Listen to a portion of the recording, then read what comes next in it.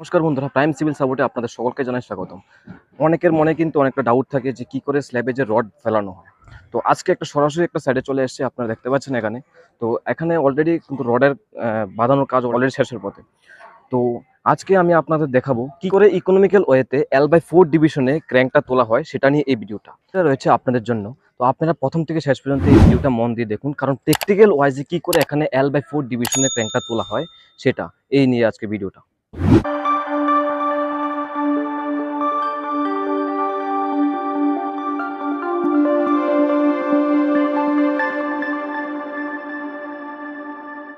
চলুন দেখি।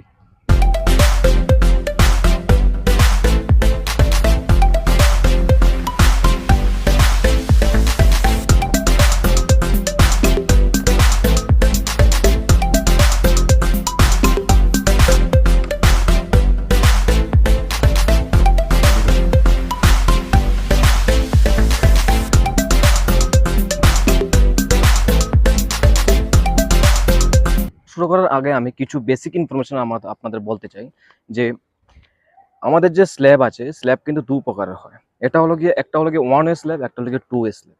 তো 1A ও 2A স্ল্যাবের মধ্যে একটু ডিফারেন্সটা আপনাদের একটু বলে দিতে চাই।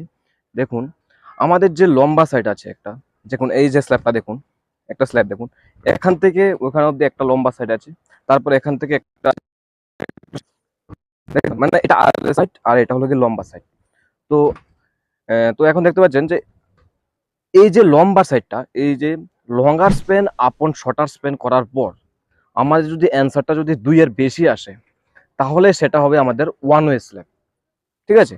আর যদি আমাদের লঙ্গার স্প্যান আপন শর্টার স্প্যান করার পর যদি আমাদের 2 এর কম আসে, তাহলে আমরা সেটা 2 ওয়ে স্ল্যাব বলবো। তো আমরা এখানে দেখতে পাচ্ছি এখানে যে এটা 2 ওয়ে স্ল্যাব আছে, এটা সবগুলি কিন্তু 2 ওয়ে স্ল্যাব, এখানে কিন্তু 1 ওয়ে স্ল্যাবের কোনো কিছুই নেই। ঠিক আছে? আমি পরের একটা নেক্সট ভিডিওতে আপনাদের বলবো যে 1 ওয়ে স্ল্যাবের পুরো ডিটেলসটা আপনাদের বলবো আমি। ঠিক আছে? এই যে স্ল্যাবগুলো আছে, এই যে একটা খাটাল দেখতে পাচ্ছেন, আরেকটা খাটাল দেখতে পাচ্ছেন, তারপর আরেকটা খাটাল দেখতে পাচ্ছেন। ঠিক আছে? যে এইরকম স্ল্যাবগুলির মধ্যে কিন্তু আমরা কাটলম্যান রড ব্যবহার করে থাকি। কিন্তু এখানে যে রডটা ব্যবহার করেছে সেটা কিন্তু একটা গোটা টানা রড ব্যবহার করে। দেখুন আপনারা, এই পাশ থেকে এই পাশ থেকে দেখুন ওই পার পর্যন্ত একদম পুরো গোটা একটা রড ব্যবহার করা হয়েছে। দেখতে পাচ্ছেন আপনারা? দেখুন ভালো করে। এখান থেকে শুরু হয়েছে, তারপর এই যে রডটা গিয়েছে একদম পুরো শেষ পর্যন্ত গিয়েছে। তো তো স্ল্যাবটা কিন্তু অনেকভাবেই করা যায়, রডটা বাঁধানো হয়। কিন্তু এখানে যেটা দেওয়া হয়েছে সেটা হলো গিয়ে পুরো গোটা রড। ঠিক আছে? আরেকটা ছোট্ট বেসিক একটা ইনফরমেশন দিতে চাই যে আমরা যে স্ল্যাবটা আছে এখানে দেখতে পাচ্ছেন, এই যে স্ল্যাবটা আছে, এই স্ল্যাবের মধ্যে একটা আছে লঙ্গার সাইড, একটা আছে শর্টার সাইড। তো অলওয়েজ প্রথমে আমাদের সেটা মাথা রাখতে হবে যে অলওয়েজ যে আমাদের প্রথম রডটা বসবে, প্রথম রডটা যে ফেলা হবে সেটা কিন্তু অলওয়েজ যে শর্টার স্প্যানে ফেলতে হবে, কারণ কি জানো, কারণ আপনারা দেখতে পাচ্ছেন যে এখানে যে এই যে শর্টার স্প্যানটা আছে, আমাদের লুট পড়ার পর, আমাদের যদি স্ল্যাবে রুট পড়ে তখন কিন্তু এই শর্টার যে স্প্যানের যে রডটা আছে ওটাতে কিন্তু আগে লুটটা গিয়ে ট্রান্সফার হতে চেষ্টা করবে। আমাদের লঙ্গার স্প্যানটাতে কিন্তু পড়ে যাবে, প্রথমে শর্টার স্প্যানটাতে গিয়ে যে যে রডটা আছে ওটার মধ্যে গিয়ে এটা যাবে বিম টু বিমে, বিমের মধ্যে যাবে, বিম থেকে কলমে যাবে, কলম থেকে ফুটিংয়ে যাবে, তারপর সেটা সয়েলে সেটা ট্রান্সফার হয়ে যাবে। কিন্তু সেই জন্য আমি বলছি যে প্রথমে যে আমাদের যখনই আমরা ছাদে রড ফেলবো তখনই কিন্তু মেইন রডটা কিন্তু আমাদের সবসময় মনে রাখতে হবে যে আমাদের সেটা শর্টার স্পেন হবে, তারপর সেটার উপরে লঙ্গার স্পেনে আমরা সেটা বসাবো। ঠিক আছে? তাহলে আমরা যে প্রথম যে রডটা আমরা দেখতে পাচ্ছি এখানে, এই যে প্রথম রডটা আপনারা দেখেন এখানে যে শর্টার স্পেনে ফেলা হয়েছে, দেখুন একদম পুরো প্রথম যে ছাদটা শুরু হয়েছে ওখান থেকে শুরু করে এটা একদম পুরো লাস্ট অব্দি গিয়েছে দেখুন। তো এটা কিন্তু আমার একটা গোটা রডে কাজ করা হয়েছে।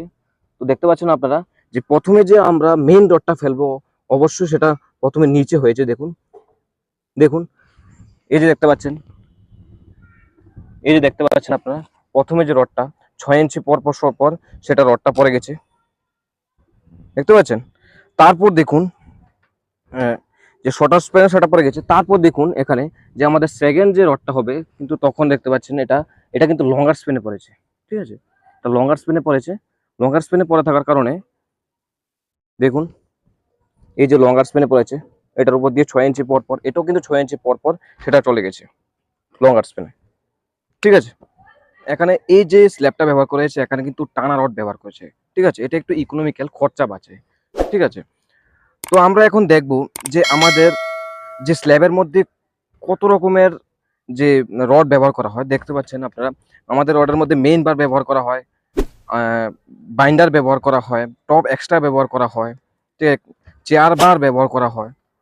কিন্তু এখানে দেখতে পাচ্ছেন একটা হলো গিয়ে যে আমাদের যে একটা ক্র্যাঙ্ক বার আছে, ক্র্যাঙ্ক বার, তারপর দেখুন পুরো এটা বটম, একটা বটম বার, ঠিক আছে, যে বটমে যে একটা দেওয়া আছে একটা ক্র্যাঙ্ক বার, এটা উঠে গেছে L/4 ডিভিশন হয়ে। এই যে স্ল্যাবের মধ্যে দেখতে পাচ্ছেন এটার মধ্যে কিন্তু এটা কিন্তু L/4 ডিভিশনে ক্র্যাঙ্ক করে সেটা করা হয়েছে, ঠিক আছে। L/4 দেখুন, এই যে এখান থেকে এখান অব্দি শর্টার স্প্যানটা আছে, এটাকে আমরা যে ল্যান্ডটা আছে ওটাকে 4 দিয়ে ডিভাইড করার পর যে ল্যান্ডটা পাবো ওখানে, এটা হলো কি যে আমাদের L/4 ডিভিশন। দেখতে পাচ্ছেন সিমিলারলি এখানেও দেখতে পাচ্ছেন এখানে L/4 ডিভিশন। সেম ভাবে এখান থেকেও যে এই যে স্ল্যাবের লাস্ট অব্দি এখানে যে লম্বাটা আছে এটাকে 4 দিকে ডিভাইড করলে আমাদের যেটা আসবে সেটা হলো কি আমাদের L/4 ডিভিশন। এখান থেকেও সেম, ওখানেও সেম, দেখো দেখতে পাচ্ছেন আমরা এখান থেকেও সেম এখানে। তো আমাদের যে প্রথমে যে রডটা ফেলা হয়েছে কি কোনটা ফেলা হয়েছে যে দেখুন একটা হলো গিয়ে যে ক্র্যাঙ্ক বার একটা ফেলা হয়েছে, তারপর এটার পরে গিয়ে একটা খালি রেখে আরেকটা ক্র্যাঙ্ক বার, এটা খালি রেখে আরেকটা ক্র্যাঙ্ক বার, তারপর আরেকটা ক্র্যাঙ্ক বার, ঠিক আছে। দেখতে পাচ্ছেন এটা পুরোটা সিমিলারলি পুরোটা সবটা চলে গেছে ওখানে। তারপর এখানে দেখতে পাচ্ছেন তারপর যে একটা রডটা বসেছে এটা দুটোটার মাঝখানে দেখুন আরেকটা নিচে দিয়ে একটা রড গিয়েছে, ঠিক আছে, দেখতে পাচ্ছেন এখানে পুরোটা। এটা কিন্তু যে প্রথম রডটা বসবে এটা কিন্তু বিমের নিচ দিয়ে যাবে, ঠিক আছে। তারপর যে ক্র্যাঙ্ক হয়ে যে বারটা চলে আসবে ওটা কিন্তু বিমের উপর দিয়ে যাবে। এবং পুরো একদম চলে গেছে, পুরো চলে গেছে, ঠিক আছে। তো আমি সেটাই বলতে চাই যে আমাদের প্রথমে ভ্যালটা ফেলতে হবে শর্টার স্পেনে ফেলে একদম চলে গেছে ওখানে একটা পর একটা একটা ক্র্যাঙ্ক বার, তারপর একটা হলো গিয়ে আমাদের নিচ দিয়ে গিয়েছে, একটা উপর একটা আমাদের বিমের উপর দিয়ে গিয়েছে, পুরো এখানে চলে গেছে। আমি বলবো এখানে দেখানোর জন্য সেটা এই যে এখানে যে ক্র্যাঙ্কটা উঠেছে দেখুন, এই ক্র্যাঙ্কটা উঠার পর কিন্তু এখানে কিন্তু দুটা মেশে কিন্তু এখানে পরিণত হয়েছে। দেখুন একটা হলো গিয়ে নিচ দিয়ে নিচে, একটা হলো গিয়ে উপরে, ঠিক আছে। দেখুন আপনারা তো এখানে দুটা মেশে পরিণত হয়েছে এখানে, দেখতে পাচ্ছেন। তো এই দুটা মেশে পরিণত হওয়ার কারণে কিন্তু এখানে কিন্তু যখনই আমরা এখানে এই স্ল্যাবে দিয়ে হাঁটবো বা যখনই কোনো কংক্রিটে আমরা যখন কাস্টিং করব তখন কিন্তু এই স্ল্যাবটা নিচে বসে যাওয়ার সম্ভাবনা আছে। তো এটা থেকে বাড়ার জন্য কিন্তু আমরা একটা টেকনিক্যাল আমরা একটা জিনিস ব্যবহার করি, সেটা হলো গিয়ে চেয়ার বার। দেখতে পাচ্ছেন চেয়ার বার, এটা হলো গিয়ে আমাদের একটা চেয়ার বার। এই চেয়ার বারটা কিন্তু আমাদের নিচের ম্যাচটা আর উপরের ম্যাচটাকে একসঙ্গে লাগা থেকে এটা আমাদের বিরত রাখবে, ঠিক আছে, যখন যাতে একসঙ্গে না লেগে যায় সেটার জন্য আমরা এটা ব্যবহার করবো। কিন্তু এই যে ক্র্যাঙ্কটা, এই যে চেয়ার বারটা আমরা লাগাবো এখানে, এই চেয়ার বারটা কিন্তু প্রত্যেক 1 মিটার পর পর সেটা লাগানো হবে, ঠিক আছে, যাতে কোনো সময় আমরা একটার উপর দিয়ে যখন কেউ হাঁটবে বা কোনো কংক্রিটিং যখন করবে তখন কিন্তু সেটা নিচে না লেগে যায় সেটার জন্য। দেখুন এই ভিডিওটাকে শুধু দেখলে হবে না, অবশ্যই এই চ্যানেলটাকে সাবস্ক্রাইব করবেন, লাইক করবেন এবং শেয়ার করবেন যাতে এই সবার কাছে যাতে পৌঁছতে পারে, ঠিক আছে। তারপর দেখুন এখানে যে এই দুটার মাঝে কিন্তু একটা এক্সট্রা টপ বার ব্যবহার করা হয়েছে। এক্সট্রা টপ বারটা কেন ব্যবহার করা হয়েছে দেখুন, একটা যে গিয়েছে একটা কিন্তু উপরে উঠে একটা ক্র্যাঙ্ক হয়ে চলে গেছে, একটা কিন্তু বিমের নিচ দিয়ে চলে গেছে। এই যে দুটা ক্র্যাঙ্ক বারের কিন্তু মিডলে দেখুন একটা স্পেসিং একটা বেঁচে যায়, ঠিক আছে। ওই স্পেসিংটাকে পূরণ করার জন্য কিন্তু একটা এক্সট্রা টপ ব্যবহার করা হয়েছে। দেখুন এখান থেকে ওখান অব্দি দেখতে পাচ্ছেন এই যে দুটা ডিস্টেন্সটাকে এখন একটু বেশি হয়ে গেছে ডিস্টেন্সটা, এই ডিস্টেন্সটাকে পূরণ করার জন্য এখানে একটা এক্সট্রা টপ বার ব্যবহার করা হয়েছে, দেখতে পাচ্ছেন আপনারা। তো সেটাই হলো গিয়ে মেন ব্যাপার। দেখুন এই যে 3টা স্ল্যাব আছে 4টা স্ল্যাব আছে এটা কিন্তু পুরো সিমিলারলি, ঠিক আছে। কিন্তু এখানে এসে দেখুন এই যে স্ল্যাবটা আছে এটা কিন্তু একটা আপনি এটাকে বলবেন আপনি একটা বারান্দা টাইপ, ঠিক আছে, একটা বারান্দা টাইপ। কিন্তু এখানে কিন্তু স্প্যানটা খুবই ছোট, এত বেশি বড় না, ঠিক আছে। সেটার কারণে কিন্তু একটা সেফটিও পয়েন্টে ভিউতে যে ড্রয়িংটা করেছে উনি কিন্তু একটা ভালো একটা ডিসিশন দিয়েছে। এখানে দেখুন এখানে কিন্তু ক্র্যাঙ্কের কোনো ব্যাপার নেই। দেখুন এই জালটাতে কিন্তু, এই স্ল্যাবটাতে কিন্তু ক্র্যাঙ্কের কোনো ব্যাপার নেই। দেখুন এখানে ওইখানে যে ক্র্যাঙ্কটা হয়েছে, ওইখানে যে ক্র্যাঙ্কটা হয়ে উপরে চলে এসছে, এই যে উপরে চলে এসছে, এটা কিন্তু থ্রু আউট একদম চলে গেছে একদম ছাদ যাওয়া পর্যন্ত। ঠিক আছে, একদম ছাদ যাওয়া দেখুন, এই যে এখান থেকে শুরু হয় একদম একদম পুরো ছাদ যাওয়া পর্যন্ত চলে গেছে, কিন্তু পুরো ডাবল স্ল্যাব। এটা কিন্তু ডাবল স্ল্যাব, ডাবল কিন্তু জালিতে এটা পরিণত হয়েছে দেখুন। আর যে নিচে যে রডটা গিয়েছে এটা কিন্তু থ্রো চলে গেছে এখানে ওখানে, কিন্তু এখানে কিন্তু যে L/4 ডিভিশন হয়ে যে ক্র্যাঙ্কটা হওয়ার কথা ছিল এটা কিন্তু হয়নি এখানে, কারণ এটা ড্রয়িং এ সেটা দেওয়া হয়নি, কারণ এটা ডাবল মেশে এটা পরিণত হয়েছে এখানে। কিন্তু ডাবল মেশে পরিণত হওয়ার কারণে সেফটি অফ ভিউটের মাথা রেখে সেটা কিন্তু করা হয়েছে। এটা কিন্তু একটা ভালো একটা সাইড। ঠিক আছে, দেখুন এখানে এই যে জালিটা আছে, এই যে জালিটা প্রথম আমাদের উপরের জালিটা আর একটা নিচের জালিটা আছে, ওই দুটোটাকে, এই যে দুটা জালিকে যাতে না ডেবে যায় সেটার কারণে কি করা হয়েছে, একটা চেয়ার বার ব্যবহার করা হয়েছে। এই যে চেয়ার বারটা হয়েছে, এটা সেম ভাবে ওখানেও যেভাবে চেয়ার বার ব্যবহার করা হয়েছে এখানেও সেম ভাবে চেয়ার বার ব্যবহার করা হয়েছে। এটা 1 মিটার দূরত্ব বজায় রেখে সেটা চেয়ার বারটা ব্যবহার করা হয়েছে। আরেকটা জিনিস আমি বলবো, এখানে যে কংক্রিট কাস্টিং এর আগে তখন আমাদের কিছু কিছু মাথায় রাখা দরকার কিছু জিনিস। দেখুন এখানে অনেকগুলো দেখুন পাতা আছে, ওইগুলিকে কিন্তু একদম ক্লিন করাতে হবে। ঠিক আছে, এগুলো কিন্তু ক্লিন করাতে হবে।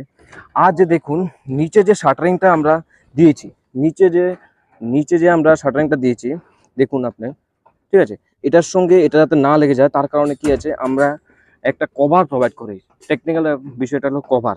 এটা কভারটা কি কারণে ইউজ করি আমরা, কভারটা এই কারণে ইউজ করি যাতে আমাদের যে স্ল্যাবের যে আমাদের যে শাটারিংটা আছে, ঠিক আছে, ওটার সঙ্গে এটার একটা দূরত্ব বজায় থাকে। হ্যাঁ, আরেকটা জিনিস আমাদের বিষয়টা খেয়াল রাখতে হবে, একটা জিনিস ব্যবহার করেছে সেটাকে বলবো আমরা যে একটা কভার ব্লক। ঠিক আছে, এই কভার ব্লক দেখুন প্রত্যেকটা একদম সেম ডিস্টেন্স বজায় রেখে রেখে কিন্তু কভার ব্লকগুলি ইউজ করা হয়েছে এখানে।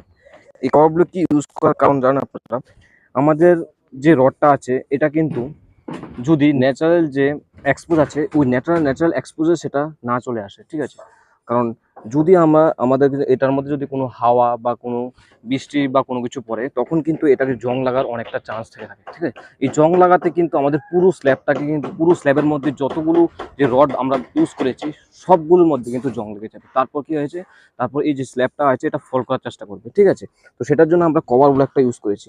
ঠিক আছে, দেখুন